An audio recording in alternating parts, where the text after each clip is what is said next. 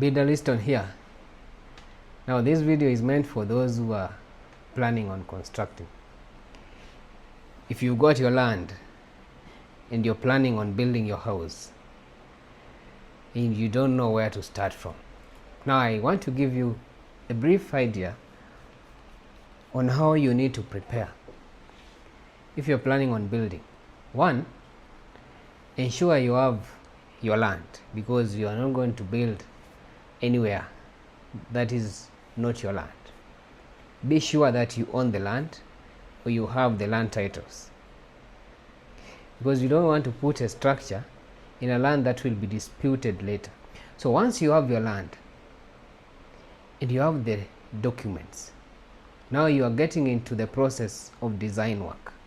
Look for a design team that will do your project design, an architect that will take your project brief, a structural engineer that will design the structural drawings, a quantity surveyor who will guide you through understanding your budget and whatever the architect and the engineer is doing. Because if you have a budget of 9 million, you have to ensure that your project or your design team understands that from the start, because your architect might end up doing your design that is worth 15 million or worth 18 million, twice your budget. And what will happen? You will begin your project, because you don't understand project costing. You will begin your project and you'll end up not finishing your project. So get the design team. Once you have your design team, because your quantity surveyor is the person who protects your finances. But if you're good with a massive project and you don't have a tight budget, then you can go ahead and work with your architect and work with your structural engineer, but still incorporate all professionals in your project design team, so that you don't have, because whatever the architect understands is not what the engineer understands. Same applies the other way around. Whatever the QS understands is not what the architect and the structural engineer understands. So one is costing, one is on the structural stability of your house, and one is on bringing an aesthetically appealing and a functional design. So once your project design team does their thing and bring you an outstanding design that meets the modern standards, now you move to the execution part. You've now prepared your finances and you want to begin your construction. So at the point where you're going to choose your contractor who is going to implement this project to the end, it is advisable that you have your project design team, that is the architect, the engineer, and the QS, and whoever was involved. If you involve the mechanical engineer, if you involve the electrical guy, electrical engineer for the electricals, have them all there, depending on how massive your project is. Then have your contractor. So these are your consultants, and you have your contractor on this side.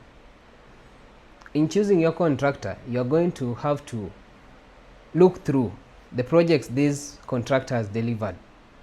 What are the testimonials from the clients who have worked with this contractor? Are there court cases, pending court cases that this contractor has, or are there court cases that were there before?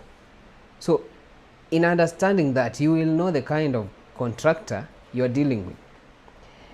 If the testimonials are good and there are projects that this contractor has delivered and there is evidence of this project, and the track record of your contractor is good, your contractor has to have a team that can interpret the designs.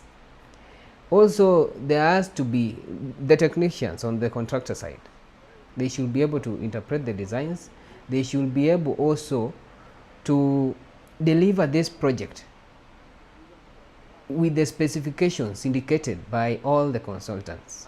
As I speak about the contractor, I assume you've done all the approvals for the building, and now you're good to go ahead with the contractor. At that point, you are sorted, and this planning stage is what determines the success of your project. Because if your project is going to fail in any way, it's going to fail at the planning stage. If you choose the wrong team, then you are going to have headaches, and the next thing you will say, no, I'm never building again. I'd rather buy a house that is already constructed. But that is not the case. That happens when you choose, you fail to do your due diligence in choosing your construction team. So if you've sorted that, then you will have no need of worrying, because these guys are going to deliver you an outstanding building. All the beautiful buildings you see out here, these people committed. They committed on professionals. They respected the fact that these people went to school and were trained to deliver these structures to the required standard, and they paid for them. So avoid shortcuts. You've toiled so hard, you've saved enough, or you've taken that mortgage to build your house. Why take a shortcut? Why try saving less than $500,000 for a house that costs over 10 million? Because you don't want to pay professionals. So get your things in order. Get a good design team, get a good project execution team, and have your finances in place, and your house will be done as per the required standards, and you will not regret it. Of all the clients I've worked with before, none of them has ever regretted working with professionals. So put that into consideration. And